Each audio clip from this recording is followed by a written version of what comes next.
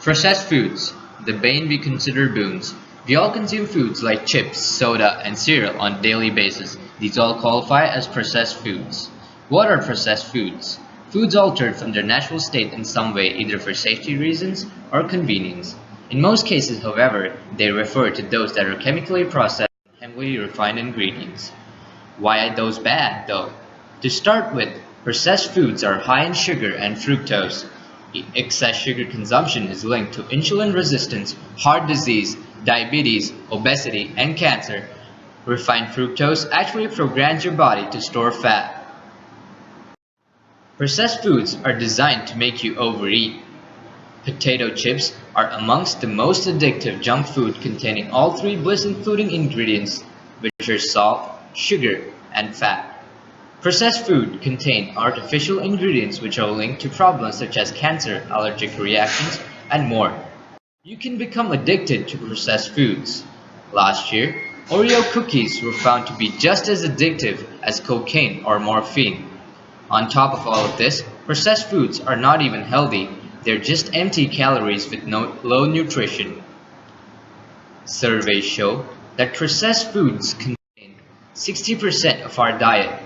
Picture that 60% of the food we eat is made up of ingredients that can potentially induce life-threatening diseases. Most family meals happen about 3 times a week, less than 20 minutes, where each family member eats a microwave food. 2010, 50% of meals were eaten away from home. All of this is reflected by various statistics from McDonald's. Sugar intake has skyrocketed in the past few decades. Consumption of processed fats has overtaken that of traditional fats, and butter is being replaced by margarine. One of the most harmful processed foods is the one that college students love the most, microwave popcorn. The bag itself is lined with perfluorooctanoic acid. This chemical has been linked to infertility, cancer, and other diseases. Brands like Pop Secret and Jolly Time use trans fat, which is considered one of the most deadly fats available. Even if they say that they are trans-free, they contain stuff like TBHQ, which stands for tertiary butyl hydroquinone. It's a dead giveaway that you shouldn't be using this if food companies had to use an acronym for long chemical names. The hazards of eating processed foods are reflected in the rise in obesity rates. Obesity rates have doubled in the last 30 years and tripled in children and teenagers in the same time. The obesity epidemic is a direct outgrowth of diet of processed foods with their cheap non-nutritive fillers, artificial ingredients, and synthetic chemical additives. As we have seen until now, processed foods pose a grave danger to individual and family health. There are several ways to not fall prey to preserved foods and eat healthy.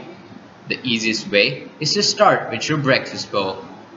Many boxed cereals are loaded with preservatives, artificial coloring, and added sugars, salt, and calories.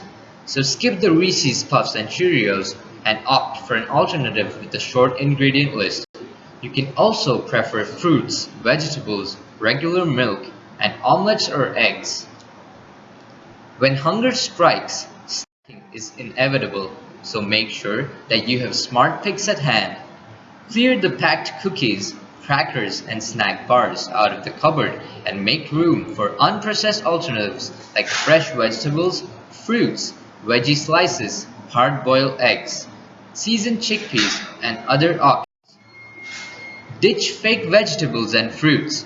Try to avoid packaged fruit juices, frozen vegetable sauces, and such. Pick a better pasta. Pasta smothered in tomato sauce is a family dinner favorite, but it is also highly processed.